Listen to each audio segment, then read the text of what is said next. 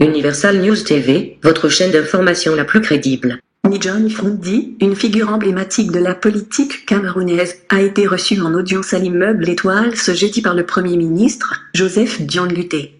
Donnons la chance à la paix, a déclaré Ni-John Frondi. Il faut noter que d'autres consultations ont également eu lieu à l'immeuble Étoile ce même jeudi. Toutes ces consultations s'inscrivent dans le cadre des préparatifs au Grand Dialogue National, qui se tiendra du 30 septembre au 4 octobre prochain. Suivons le reportage de nos confrères de la télévision camerounaise. Suivons. Repartons donc à l'immeuble Étoile pour les autres contributions de cette journée du jeudi. Dans l'après-midi, sont donc allés là-bas sur le tapis rouge les délégations des sénateurs sous la conduite du premier président de cette chambre haute du Parlement. Ensuite, le chairman du SDF, Ni-John Frondi, le collège des pasteurs de l'église pentecôtiste du Cameroun, qui a transmis également ses propositions pour la paix au Cameroun au premier ministre chef du gouvernement, Joseph Dion-Nguté. Des contributions de ces délégations et d'autres encore, c'est dans ce reportage de Laurentine Bokono. 5-4-3-2-1-0. Sous la conduite du premier vice-président du Sénat, Abdoulaye Aboubakari, la Chambre haute du Parlement est venue réitérer de vive voix son soutien au président de la République pour son option d'accélération du processus de décentralisation. Et la Chambre haute, à travers le bureau du Sénat, est arrivée aujourd'hui pour apporter son soutien à l'initiative du président de la République de convoquer ce grand dialogue et de soutenir le Premier ministre dans sa démarche et de déposer la vision du Sénat. Une autre figure emblématique à l'immeuble Étoile ce jeudi, le chairman du SDF, plusieurs fois candidat à l'élection présidentielle. Le SDF est aujourd'hui présent au Parlement et dans nombre de communes. Donnons la chance à la paix, a déclaré Ni-John Frondi. Après les politiques, place aux intellectuels, représentés par les universitaires de Yaoundé 2 à Soie, sous la conduite du recteur Adolphe Minkwaché. Nous avons pensé qu'il est de notre devoir d'apporter notre contribution à l'exercice qui est en cours. Et nous sommes donc venus remettre à M. le Premier ministre notre contribution qui est sous forme d'un rapport de synthèse. Également dans la caravane des consultations préliminaires en vue du grand dialogue national sans exclusive, le groupement des femmes d'affaires du Cameroun. Le GFAC fonde beaucoup d'espoir sur le dialogue en cours pour la reprise de leurs activités. Ont payé le lourd tribut à cette crise. Et nous voulons apporter ici la sensibilité de femmes d'abord, parce que nous sommes des mamans avant tout. C'est nos enfants qui sont tués, c'est nos enfants qui tuent. Et nous souhaitons que les femmes s'impliquent un peu plus. En signe de bénédiction du processus de réconciliation en cours, les hommes de Dieu sont venus à la rencontre du Premier ministre chef du gouvernement Joseph Dion-Nguté, à qui le groupe des femmes reines-mères a remis symboliquement l'arbre de la paix. Nous sommes venus apprécier également l'initiative de l'appel au grand dialogue national que l'église de Réveil participe également comme corps social au même titre que les autres qui exercent le ministère dans notre pays. Et à ce titre, nous sommes venus également apporter notre contribution pour que la paix reprenne corps dans la cité. Vous êtes sur Universal News TV, votre chaîne d'information la plus crédible. La CEMAC et le Cameroun sur la même longueur d'onde. La communauté économique et monétaire des États de l'Afrique centrale se félicite de la convocation par le président de la République, son Excellence Paul Biya, d'un grand dialogue national sans exclusive. Cette position était exprimée au cours de l'audience de plus d'une heure que le chef de l'État a accordé ce jeudi à Daniel Ona-Ondo, le président de la commission de la CEMAC. Les deux personnalités ont par ailleurs évoqué diverses questions liées à la coopération sous-régionale. Reportage au Palais de l'Unité, Yves-Marc Mozo. Entre le Cameroun et l'ensemble des autres pays de la sous-région Afrique centrale, une interdépendance naturelle, une communauté de destin qui appelle à des rencontres fréquentes, à l'instar de celle de ce jeudi 26 septembre 2019 au Palais de l'Unité, entre le président de la République Paul Biya, président en exercice de la conférence des chefs d'État de la communauté économique et monétaire des États de l'Afrique centrale, et Daniel Ona-Ondo, président de la commission de la CEMAC. Monsieur Daniel Ona-Ondo, président de la commission de la CEMAC.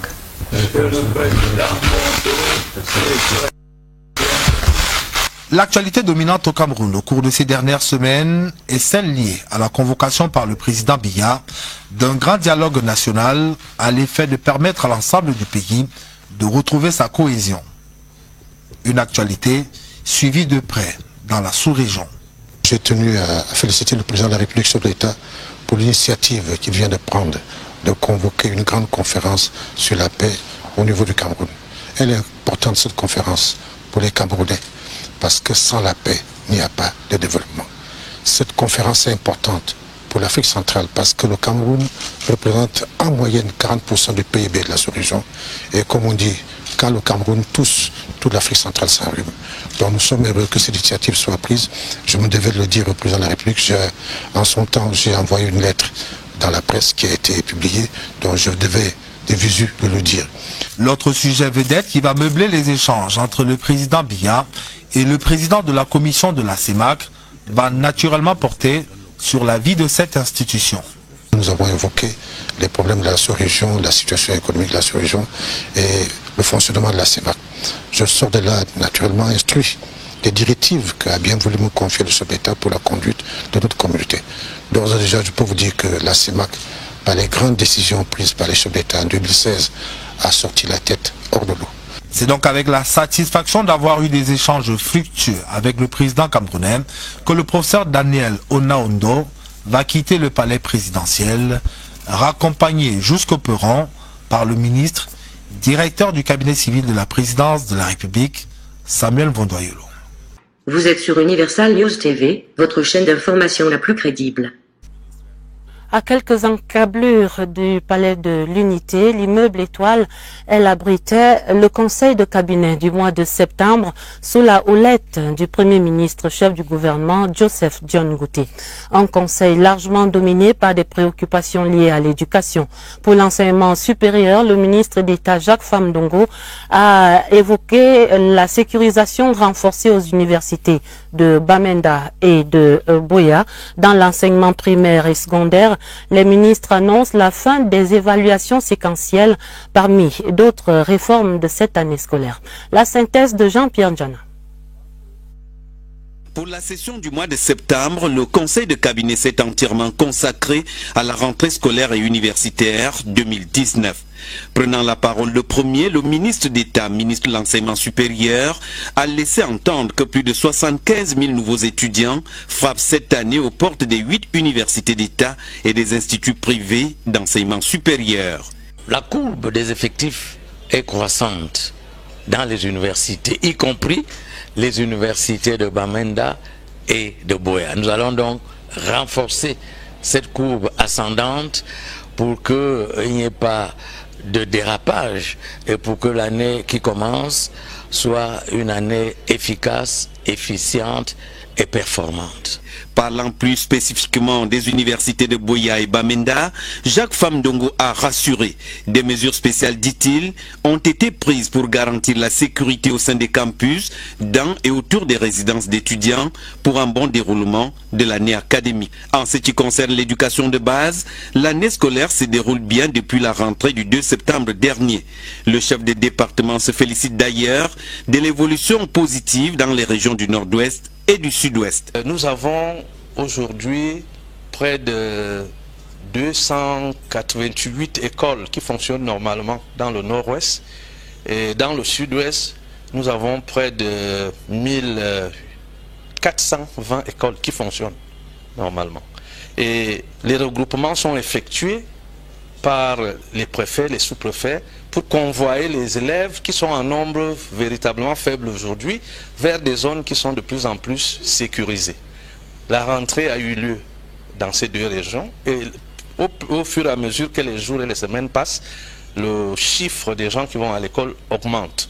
Et on peut donc dire que de manière générale, cette rentrée a été satisfaisante. En termes d'innovation sur le plan pédagogique, Laurent Serge Tundingwa annonce la fin de l'évaluation séquentielle qui cède ainsi la place à l'évaluation mensuelle. Dans les enseignements secondaires, l'heure est également à l'optimisme. Le ministre Nalova Lyonga parle des élèves qui retrouvent chaque jour un peu plus le chemin de l'école au nord-ouest et au sud-ouest. Elle en a profité pour féliciter les populations qui ont ainsi bravé la peur, l'élite et les autorités administratives qui ont su mobiliser les parents pour la bonne cause, l'éducation des enfants, un droit inaliénable. Vous êtes sur Universal News TV, votre chaîne d'information la plus crédible. À l'immeuble Étoile donc, ce jeudi, le bal des délégations pour les consultations au Grand Dialogue National s'est poursuivi. D'abord en matinée, où deux des régions étaient sur le tapis rouge au 6e étage de l'immeuble, le nord-ouest et le sud-ouest, sous la conduite de leurs deux gouverneurs. Ce sont là deux régions qui subissent de plein fouet l'impact de cette crise socio-politique depuis ces 3 dernières années. La principale recommandation, plus de décentralisation pour les populations qui veulent majoritairement vivre dans un Cameroun uni et indivisible. Voici la synthèse de Joseph Clément Ngba. Épicentre des violences qui ébranlent une partie du Cameroun ces 3 dernières années, le passage à l'immeuble Étoile des plénipotentiaires des régions du nord-ouest et du sud-ouest cristallisait bien d'attention. Le Premier ministre ou chef du gouvernement, Chief Dr Joseph Dion Ngouté, ouvre d'abord les portes de la salle des conseils à une délégation dense du sud-ouest sous la conduite du gouverneur Bernard Okalia Bilaï. La délégation se veut le meilleur reflet de la représentativité des composantes sociologiques du sud-ouest. Un mémorandum compilant les propositions du sud-ouest pour le retour à la paix dans la région est remis au Premier ministre. Le sud-ouest est l'une des régions qui a été frappée, durement frappée par la crise et les différents traumatismes. Les populations du sud-ouest et les forces vives entendent saisir l'opportunité de ce grand dialogue pour mettre un terme à la présente situation d'atrocité, de criminalité qui accourt dans la région. Sous la conduite du gouverneur Adolphe Lélé l'Afrique, la délégation du Nord-Ouest frappe également par sa densité. Élite, enseignants, hommes et femmes politiques, société civile, autorités traditionnelles, dignes dans leur majesté, brûlent l'ardent désir d'un retour à la paix. Nous sommes surtout venus ici rendre compte au Premier ministre des contributions de la région du Nord-Ouest au dialogue national. Elles ont été faites à tous les niveaux. Tous les secteurs ont été touchés, qu'il s'agisse du monde rural, de l'éducation, de l'enseignement supérieur, du commerce, du travail des jeunes, sans oublier les minorités, les problèmes de sécurité, les problèmes administratifs, la prise en charge des chefs traditionnels et autres préoccupations ont été adressées au Premier ministre. Thème récurrent dans les deux délégations, parfaire le processus de décentralisation. Si plus de moyens étaient donnés aux communes et à la région qui sera bientôt mise en œuvre, de nombreux de nos soucis seront réglés au ras du sol. C'est pour cela que nous avons insisté sur l'implémentation de la Constitution, malgré les réticences de quelques-uns. Nous avons insisté afin que le cadre institutionnel qui gouverne notre pays soit à l'avant-garde des discussions qui vont commencer. Les populations du sud-ouest ont présenté au chef du gouvernement d'importantes suggestions, notamment les projets structurants pour créer des emplois, et les populations qui sont patriotes ont dit qu'elles sont contre la sécession. Jamais la salle des conseils de cabinet n'a connu autant d'affluence. Preuve que les espoirs de retour à la vie normale sont profonds dans les régions du nord-ouest et du sud-ouest qui clôturaient ainsi le tour des régions pour les préconsultations. Effectuons à présent un arrêt ce soir sur l'une des 8 commissions annoncées pour débattre des grandes questions d'intérêt national à ce conclave qui s'ouvre lundi au Palais des Congrès. La commission de reconstruction et du développement qui devrait proposer des stratégies pour relancer l'économie des zones en crise. Luc Bienvenu Onana évoque ici quelques-unes des pistes de solutions pour cette renaissance des économies régionales.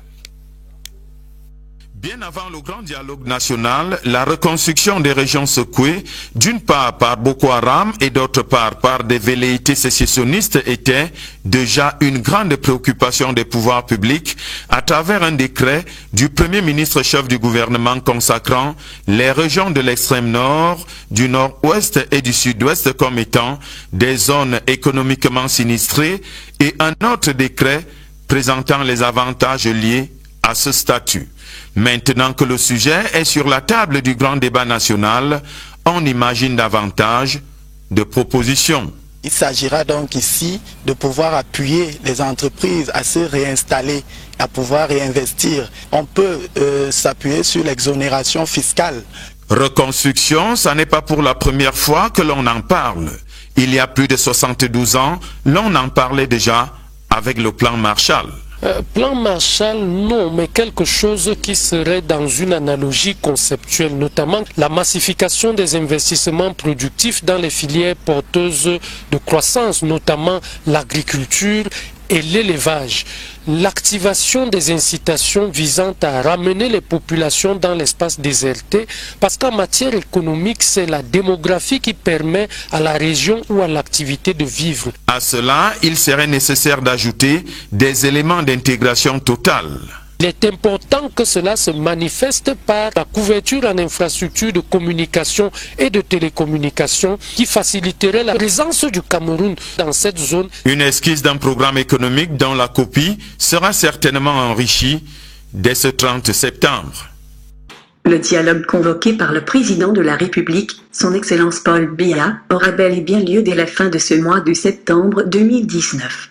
Aucune médiation étrangère n'a été acceptée par le peuple camerounais qui, de plus en plus, se montre très jaloux de sa souveraineté et de sa liberté. Ici, Daniel Sophie, pour Universal News Télé. Merci de suivre Universal News TV sur YouTube. Nous vous rassurons que les informations que nous diffusons au quotidien sont suffisamment crédibles. Alors, n'hésitez pas à liker la vidéo si elle vous plaît, et si vous êtes nouveau sur la chaîne. N'oubliez pas de vous abonner et d'activer la cloche de notification pour ne pas rater nos prochaines vidéos.